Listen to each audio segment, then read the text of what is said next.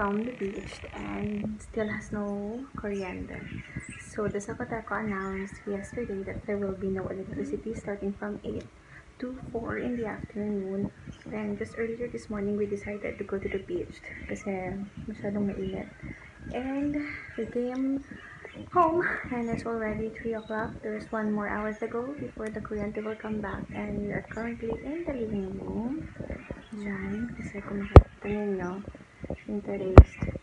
So, dito muna kami. Tambay! Habang nag-iintay ng kuryente. And Scarlett, she's eating. Show them what you're eating, anak. Show them what you're eating. What's that? It's chocolate. It's moron. More chocolate. Mo? Say mo? Ron. What? Moron. Bye-bye! We will update you pag bumalik yung kuryente. Oh my God. Grabe yan. Tagal bumalik ng kuryente. Sisiraan na yata ako ng bait. Yung ganito katagal. Eto.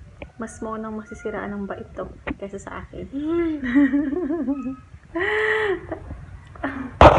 Hi guys. So since wala pang kuryente and wala rin ako maisip na gawin, so mag-unboxing.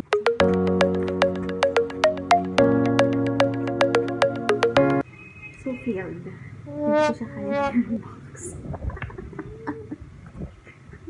Ano siya guys, ang last supper na nabili namin. So, diba, shala, napaka-shala naman.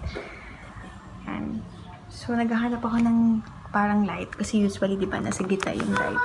But, I think wala siyang light. So, kailangan siguro nito ng spotlight.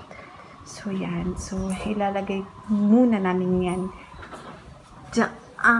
Temporarily. Dun. Nakatingin yan. Nai-imagine nyo na ba?